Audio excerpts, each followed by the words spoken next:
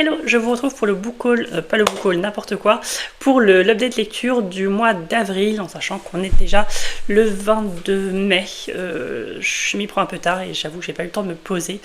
C'est vrai que le soir en général, c'est un peu compliqué avec les deux enfants, etc. Et une fois qu'ils sont couchés, il fait un peu nuit, donc j'ai pas trop envie de faire un update avec une lumière artificielle. Quand c'est des vlogs, ça va parce que c'est pas tout le vlog, mais quand c'est des updates, c'est vrai que c'est un peu compliqué, je préfère attendre qu'ils fassent jour.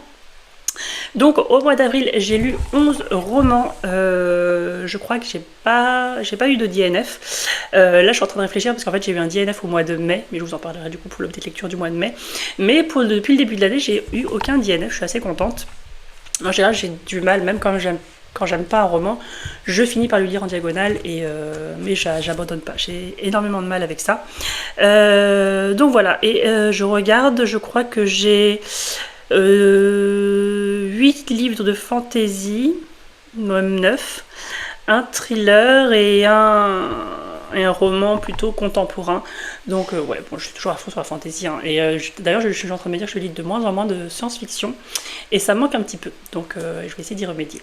Donc le premier livre que j'ai lu, c'est Deux couronnes corrompues de Rachel Gillig. Donc c'est le tome 2 de la duologie Le Roi Berger en français. Donc le premier tome, je l'avais lu, c'était Wonder Window en VO, parce que j'avais la version Fairy Loot, et au final le tome 2 je ne l'ai jamais trouvé, ou alors à des prix exorbitants, donc je me suis rabattue sur la VF pour le tome 2, et j'ai beaucoup aimé. Alors c'est vrai qu'on part sur une toute autre direction au niveau de l'intrigue par rapport au tome 1, moi j'avais un gros coup de cœur pour le tome 1, et c'est vrai que l'univers était hyper original, avec ces cartes de la Providence qui donnent des pouvoirs, vous avez cette brume qui donne des maladies, mais en même temps les infectés se retrouvent aussi avec des pouvoirs, et eux sont recherchés, exécutés ou exilés, peu importe, et vous avez du coup Elspeth qui est du coup infectée, et qui a un pouvoir mais qui le cache du coup. Et elle va faire la rencontre d'un des princes qui a un secret aussi, et bon voilà, forcément il y aura une romance, mais je trouvais que l'univers était très sombre, très voilà, des vibes un peu gothiques avec une ambiance brumeuse, voilà voilà, c'était vraiment assez sombre, je trouve. Cette ambiance très gothique, et j'ai adoré cette ambiance, j'ai adoré l'intrigue, j'ai adoré les personnages. Donc voilà, c'était une très bonne lecture, très bonne suite. Alors moi je suis très fan de duologie parce que je trouve qu'on a plus qu'un tome pour découvrir les personnages et l'univers, mais en même temps ça traîne pas en longueur au niveau de l'intrigue, donc j'ai trouvé ça très chouette, donc moi je vous recommande vraiment. Et d'ailleurs il y a le nouveau roman de Rachel Gillig donc, qui s'appelle The Knight and the Moth, donc le chevalier et le papillon de nuit, qui me fait très envie, apparemment aussi avec une vibe très gothique, donc voilà, j'ai hâte qu'il sorte. Enfin, il est sorti en VO, mais est-ce que j'attends de le lire en français? Je sais pas trop, parce que je pense qu'il va pas tarder. Ensuite, j'ai lu Anima, le tome 2, Les Illusions. J'avais lu le premier tome en 2018, donc c'est un roman en auto-édition.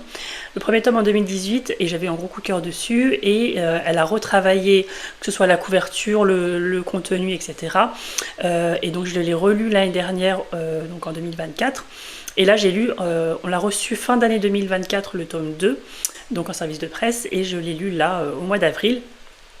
Et j'ai adoré, voilà, c'est vraiment, et elle m'avait prévenu, l'autrice, mais c'était vraiment différent de la première, du premier roman où on découvre vraiment l'univers et il se passe pas grand chose en termes d'action. On découvre l'univers, les personnages, les différents lieux, les différentes cultures, et ça j'avais beaucoup aimé parce qu'il y avait vraiment des cultures différentes. Vous avez une culture un peu maya, inca, vous avez une culture, voilà, des personnages qui viennent du froid, des personnages qui viennent de pays plus exotiques, etc. Et les dragons qui vont avec, forcément. Et donc en fait c'est vraiment une histoire basée sur du coup l'anima, qui est la deuxième moitié de notre être, sinon on se sent pas complet, pardon.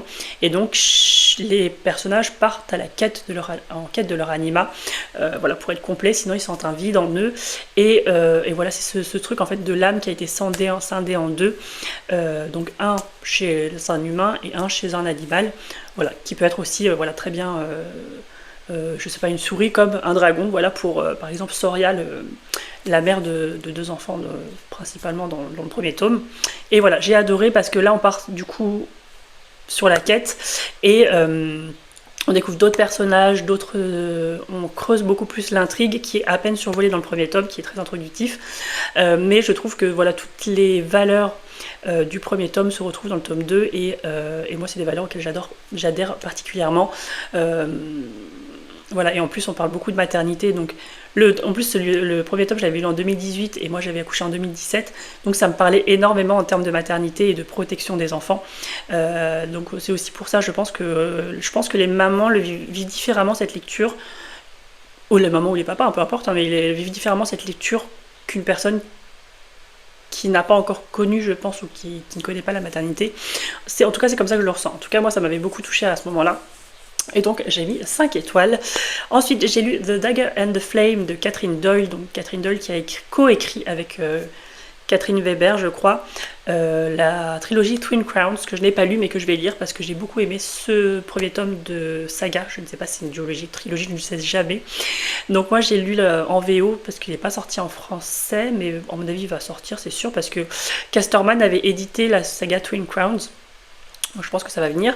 Et donc là où on suit deux clans, donc les Daggers et les Cloaks, donc les espèces de manteaux et les Daggers, quoi, et qui sont des clans ennemis. Et du coup, la personnage principale, c'est Séraphine, je crois. Sa mère est tuée par un Dagger parce qu'elle a été marquée comme cible, et elle aussi, donc du coup, elle va fuir et se réfugier chez les Cloaks, donc le clan ennemi. Et dans cet univers, vous avez le Shade, donc cette substance qu'on obtient à partir de la plante The Bone Shade et qui donne des particularités. Par exemple, les Daggers, eux s'en servent, en fait, ils l'inhalent et après, du coup, ils peuvent manipuler les ombres, donc plus pour tuer. Et les Cloaks, eux, sont plutôt pacifistes et l'utilisent dans leurs vêtements pour pouvoir voler. En fait, du coup, ils se fondent dans l'ombre, etc. Et puis, elle va avoir affaire, du coup, à l'héritier potentiel du clan des Daggers, et ils vont devoir s'unir pour trouver une vérité, voilà. Et voilà, c'est une romantésie, donc voilà. Mais c'est vrai que j'ai trouvé que l'univers était plutôt original. Et c'est vrai que la cité de fantômes, parce que la cité s'appelle comme ça, est très... C'est un peu Enfin, moi, j'ai l'image un peu des bas-fonds des rues de Londres. Vous savez, un peu... un espace pas sécurisé. Oui, c'est ça. En fait, quand vous y allez, vous y allez pour les marchés noirs, les machins, etc. J'ai beaucoup aimé. Alors moi, j'alternais entre la version audio et VO et papier. Mais en audio, pour vous dire, si jamais vous êtes tenté, donc vous avez une narratrice et un narrateur, et le narrateur c'est Freddie Carter, donc l'acteur qui a joué Casebreaker dans Shadow and Bone, donc j'étais plutôt ravie, voilà. Mais voilà, j'ai beaucoup aimé parce que ça m'a beaucoup fait penser aussi à la saga des Violent Delights de Chloé Gong, pour laquelle j'ai eu un coup de cœur, donc voilà pourquoi j'ai beaucoup aimé aussi cette lecture.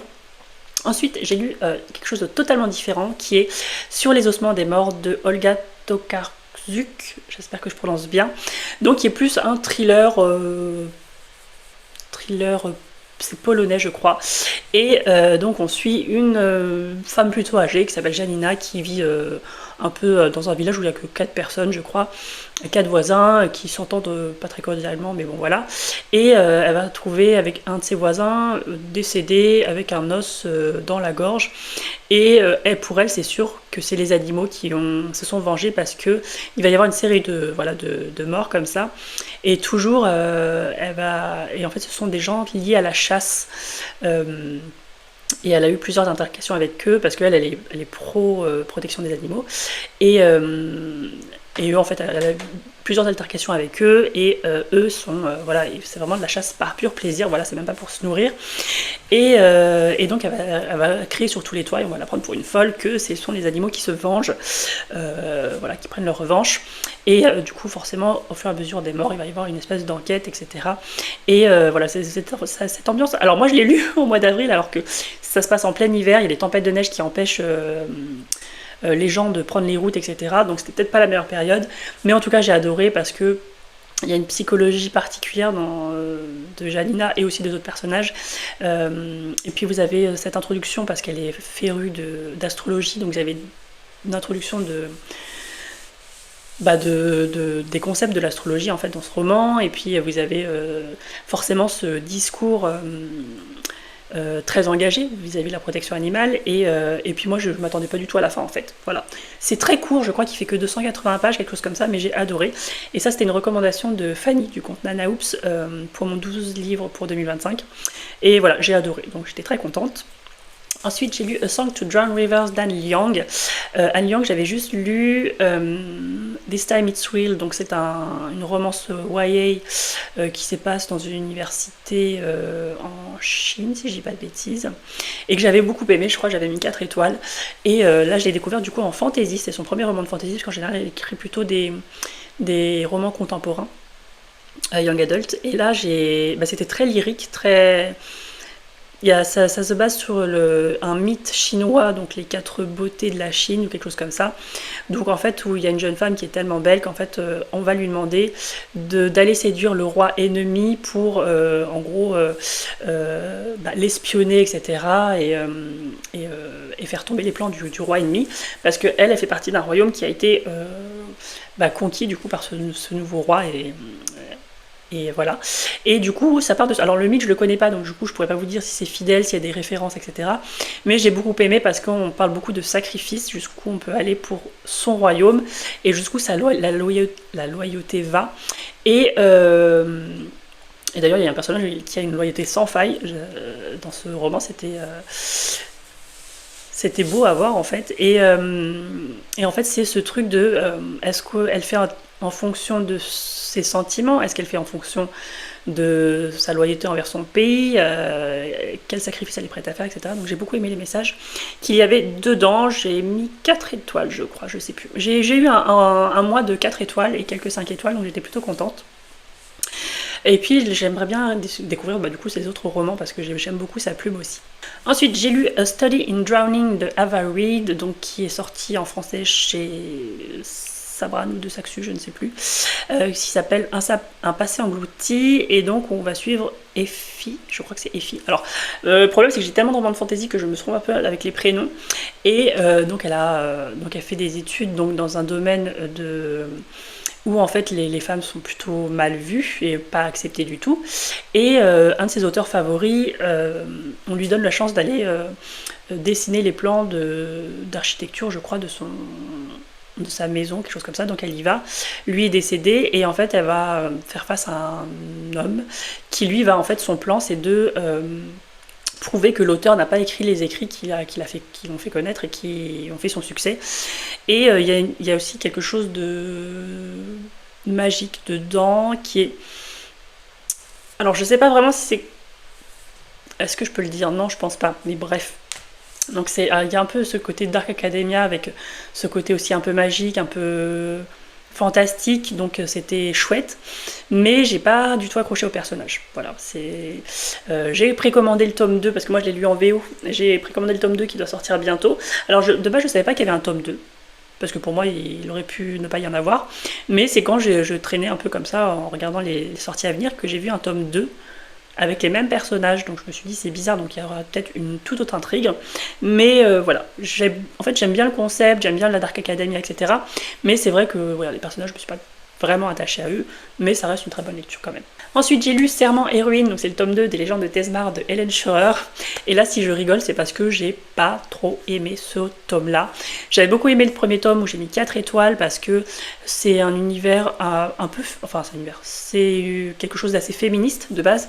Vous avez en fait un royaume où les femmes ont interdiction de porter des armes, que ce soit dague, épée, arc, enfin n'importe quoi, parce qu'il y a une prophétie qui dit que la destruction, le chaos va venir avec la lame d'une femme, ou un truc comme ça.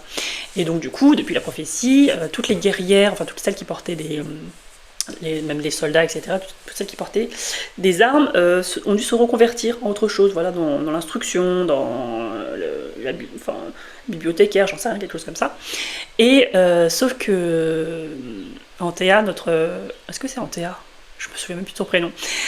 Qui, elle, rêve de devenir une guerrière légendaire de Tesmar. Donc, voilà, c'est un titre très haut placé. Et elle veut surtout défendre son pays. Et en fait, elle s'entraîne en cachette. Et elle porte 2 dagues en cachette. Donc, si elle est prise, limite, peut-être qu'elle peut être exécutée, et du coup, pas un concours de circonstances, elle va pouvoir devenir apprentie, alors qu'il n'accepte pas les femmes, hein, forcément. Et donc vous avez 3 ou 4 guerriers légendaires, je sais plus, actuellement, et chacun doit prendre un apprenti. Donc il y en a un qui va prendre un garçon, enfin les deux qui vont prendre un garçon, je crois.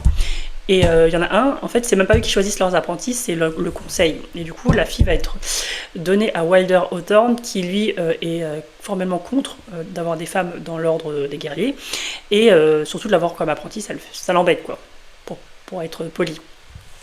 Et voilà, donc forcément c'est une romantésie, mais ce que j'ai beaucoup aimé, c'était ce côté un peu féministe, en fait, qu'elle voulait. En fait, elle-même le dit, c'est même pas pour dire qu'elle veut porter les armes comme les hommes, c'est parce qu'elle veut protéger son pays, parce qu'il y a une sorte de voile autour de leur royaume, et des monstres arrivent, envahissent passent de temps en temps le voile, et les guerriers sont là en fait pour protéger le royaume, et en fait ce sont les seuls, parce qu'ils sont légendaires et ils ont certaines capacités, et du coup sont les seuls en fait à pouvoir se battre contre ces créatures. Je vais m'arrêter là pour le résumé. J'ai beaucoup aimé le premier tome, en sachant qu'elle était le personnage principal féminin était très... c'est un personnage assez fort, et avec beaucoup de volonté et de détermination, ce qui fait qu'elle en arrive là, et elle s'est battue pour sa place. Mais dans le tome 2, on enchaîne les scènes de smut, voilà. C'est ce que j'ai pas aimé. En plus, je trouvais qu'on n'avançait pas du tout dans l'intrigue, parce que il y a des grosses révélations à la fin, un retournement de situation, et une trahison et tout, mais en fait ça se passe dans les 50 dernières pages. Et tout le long, en fait, en plus j'en parlais du coup avec d'autres personnes qui l'avaient lu, et effectivement on a l'impression que toutes les 50 pages il y a une scène spicy, et en fait pareil, qui aurait pu être évitée. Alors une ou deux, je dis pas, parce que voilà, dans une romance, on s'imagine qu'il se passe ces choses-là, mais c'est vrai que moi ça me coupait dans ma lecture. En fait, je passais les pages, et dès que je voyais que la scène était finie, là je reprenais ma lecture. En fait, ça devenait un peu n'importe quoi, et voilà, j'ai pas trop aimé ce tome-là. J'espère que apparemment le tome 3 est beaucoup mieux, parce qu'on est plus focus sur l'intrigue, et j'espère que ça sera le cas, parce que j'ai le tome 3 dans ma palle là, donc j'espère que ça va le faire. En tout cas, celui-ci, ça l'a pas fait du tout. Ensuite, j'ai lu celui qui noya le monde de Shelley Parker Chan, qui est la suite de celle qui devint le soleil, qui est une fantaisie historique, alors avec des éléments de magie, mais très très peu, limite s'il n'y en avait pas, ça changerait rien. Et donc en fait on va suivre du coup une jeune fille qui vit avec son père et son frère, et ils vont voir une diseuse de bonne aventure, je crois, et qui promet un grand avenir au jeune homme, mais le néant pour la fille. Le père va être tué lors d'un vol, je crois, et le fils va mourir par la suite. Et du coup, elle veut aller à l'encontre de son destin et dire « je veux pas vivre le néant, enfin je veux pas être rien ». Et du coup, elle va prendre la place de son frère, donc se couper les cheveux, etc., se faire passer pour lui, entrer dans l'ordre des moines. Et son ambition et sa soif de pouvoir vont l'entraîner beaucoup plus loin. Et c'est ça aussi dans ce roman, c'est le sacrifice pour servir son propos, en fait, pour aller à l'encontre de son destin. Elle est capable de tout. Et jusqu'à où, en fait, jusqu'à quel sacrifice et jusqu'à quelles actions elle est capable d'aller pour aller là où elle veut aller. Donc forcément, le personnage principal, on n'est pas forcément d'accord avec toutes ses décisions, on n'est pas forcément d'accord avec ses actions, et on n'est pas forcément attaché à elle, parce que des fois, elle est capable de faire des choses horribles pour atteindre son but, mais il y a aussi cette force, en fait, de détermination. Et j'avais adoré le premier tome. Ça se passe dans la Chine des années 1300, je crois, si je dis pas de bêtises, et donc où vous avez encore des empereurs, etc., donc où la place de la femme, voilà. Et le tome 2, c'est la suite. Et voilà, moi je trouve que c'est exactement dans la même lignée, parce qu'on a toujours les mêmes thématiques abordées, où vous avez aussi, au-delà de tout ça, et vous avez aussi la thématique de l'identité de genre, etc. Donc j'ai trouvé que c'était très complet au niveau des thématiques, et même au niveau de l'enrichissement, au niveau de la culture. Donc j'ai mis 5 étoiles pour cette lecture, pas comme le premier tome en fait. Ensuite, j'ai lu le dernier quart avant l'aurore, et là je vous dis des bêtises parce que je l'ai abandonné, donc c'est mon premier DNF, du coup mon deuxième DNF en mois de mai. J'ai pas du tout accroché. C'est chez les éditions Hurlevent, où on va suivre un jeune homme qui vit avec sa mère, qui n'a jamais connu son père, parce que c'est un marin qui veut vivre sa vie libre en fait, et du coup sa maman va mourir, et elle va demander avant de mourir à ce que son père le prenne sur son bateau pour faire sa connaissance, et qu'ils restent ensemble en fait. Au début le jeune homme ne va pas vouloir, il va dire non à sa tante, etc. Et finalement, juste pour convaincre le père qu'en fait il est capable de le faire, et ben il va dire oui et il va se retrouver sur le bateau. Et c'est un bateau de marchandises, je crois, si je dis pas de bêtises. Et j'ai trouvé ça long. J'ai trouvé ça long parce que au bout de deux chapitres, voilà, il se retrouve sur le bateau, donc ça va assez vite au début. Mais après, vous avez la vie quotidienne, les tâches, il se fait des amis, etc. Donc parfois les récits de vie, moi ça me plaît beaucoup, mais là j'avoue que je me suis ennuyée et j'ai abandonné à la moitié. Voilà, donc c'est en lecture commune avec Marine, elle a terminé, mais moi j'ai eu du mal. Donc voilà, je vous disais que j'ai beaucoup de mal, mais je me dis si au bout de la moitié, parce qu'il y en a qui disent au bout de 100 pages, machin, moi je suis arrivée à la moitié et j'avoue que je me suis dit si c'est encore pareil. Et a priori, il se passe pas grand chose après, donc voilà, je regrette pas non plus. Mais voilà, j'étais déçue parce qu'en général, enfin jusqu'à aujourd'hui, j'ai pas trop été déçue par les éditions Hurlevent, j'ai beaucoup aimé beaucoup de leurs titres.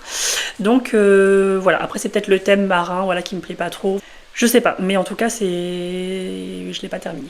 Ensuite, j'ai eu deux autres lectures. C'est pareil, là, c'est une déception. C'est The Undermining of Twyla and Frank de Megan Bannon. Donc, c'est la suite de The Undertaking of Art and Mercy. Donc, en français, la balade funèbre de Art et Mercy. J'avais eu un gros coup de cœur pour le premier tome. Voilà, on est dans un monde un peu. Enfin, moi, je vois des cow-boys avec une frontière, avec des portails et puis vous avez des âmes errantes en fait qui prennent possession de corps morts dans le pays en question et du coup ça fait des sortes de zombies. Voilà, ça c'était dans le premier tome. Et puis Art et Rangers lui rapatrie les corps, etc. Et puis il patrouille. Et puis vous avez Mercy qui travaille dans les pompes funèbres. Du coup, ils sont beaucoup amenés à se rencontrer. Sauf qu'ils se détestent cordialement depuis le début suite à un malentendu.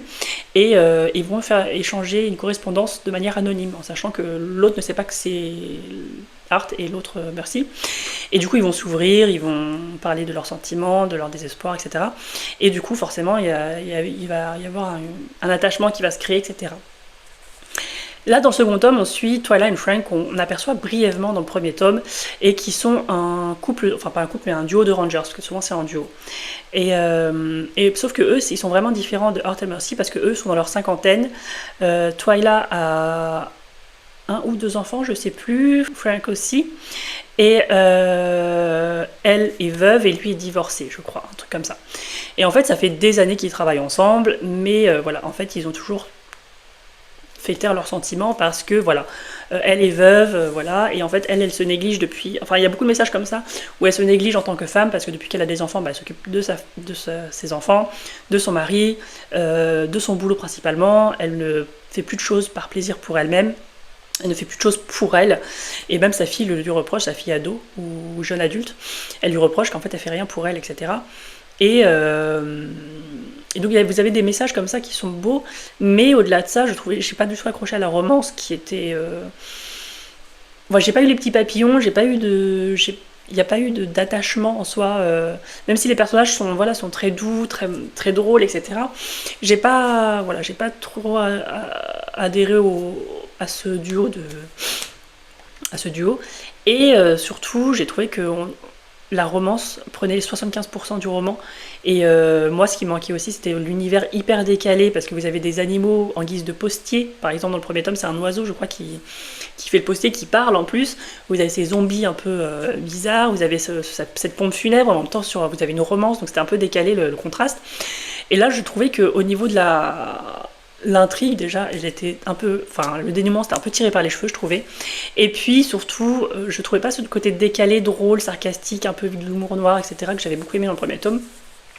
Donc j'étais un peu déçue parce que vraiment la romance prend vraiment trop de place et en plus j'ai pas accroché avec les personnages et la romance en soi, donc très déçue, en sachant que premier tome j'ai eu un coup de cœur et j'ai eu un gros coup de cœur pour les deux autres romans Standalone de Megan Bannon, donc The Bird and the Blade et Soul Swift, j'ai gros coup de cœur pour les deux. Et donc là, effectivement, après 3 coups de cœur de la même autrice, j'avais beaucoup d'attentes et là j'étais un peu déçue. Alors le 3e tome dans le même univers sort cette année, je crois, j'espère que je vais plus apprécier du coup. Enfin, le dernier roman, c'est The Shadow Cabinet de Juno Dawson, qui est la suite de The Royal Coven, que j'avais beaucoup aimé, même adoré, où on suit du coup 5 sorcières vraiment de tout horizon. Vous avez une mère de famille, vous avez une fille célibataire, vous avez une femme qui entretient une relation lesbienne, vous avez vraiment un panel de femmes différentes, avec des attentes différentes et des vies différentes tout simplement. Et forcément, on vous dit qu'il y a 10 ou 15 ans, il y avait une guerre de sorciers, quoi. Et, euh, et du coup, ça revient forcément, sinon il n'y aurait pas d'intrigue. Et voilà, j'ai beaucoup aimé parce que les personnages sont hyper intéressants à suivre. On parle beaucoup d'identité, que ce soit d'identité de genre ou d'identité tout court en fait. Et beaucoup ce côté sororité, famille, etc. J'ai beaucoup aimé, voilà, vous avez ce cercle de sorcières. Enfin, voilà, je sais pas quoi dire de plus sans spoiler. Et puis là, c'est la suite, en sachant que le tome 1 se finit avec un cliffhanger de folie. Et là, c'est pareil en fait pour le tome 2. En fait, je pense que j'ai l'impression qu'en fait, c'est un seul roman et en fait, on coupe au moment crucial. Et là, à la fin du tome 2, c'est pareil, c'est un gros cliffhanger. Donc, j'ai vraiment hâte de lire le tome 3 qui n'est toujours pas sorti en VO, je crois. Il y a le tome 0.5 qui est sorti, c'est sur les origines, je crois, du cercle des sorcières. Et que j'ai hâte de lire parce que en fait ça mêle un peu le côté historique en fait de l'Angleterre, donc ça prend forcément des figures qui existent, donc moi je trouve ça chouette de mêler un peu les deux et voilà, j'ai 5 étoiles, j'ai adoré, j'ai juste hâte de lire la suite qui n'est pas sortie malheureusement, mais c'est vraiment un roman à lire parce qu'il se passe beaucoup de choses, mais en même temps pas tant que ça, parce que ça se focalise aussi beaucoup sur les personnages, leurs sentiments, leurs émotions, ils sont tiraillés entre le devoir et aussi pareil leurs sentiments. Donc ouais, moi je trouve que c'est un roman riche en tout en fait, en termes de thématique, en intrigue, en personnage. Donc moi je vous conseille vraiment cette saga. Voilà, c'est tout pour cette update lecture qui est peut-être un peu long, je ne sais pas. Et j'ai essayé d'être un peu succincte parce que je me suis dit avec 11 livres, si je passe 5 minutes à chaque fois, ça va peut-être être trop long. Mais en tout cas, bon voilà, j'ai eu un DNF et quelques lectures moyennes, mais j'ai eu au-delà de ça des 5 étoiles et des très bonnes lectures aussi. Alors voilà, je pense que le mois de mai sera un peu similaire parce que j'ai déjà eu un DNF, quelques déceptions. Mais j'ai eu aussi 2 gros coups de cœur, donc voilà, j'ai l'impression que plus le temps avance, mieux je choisis mes lectures et plus j'ai des coups de cœur, en tout cas prévus, donc voilà, je suis plutôt contente.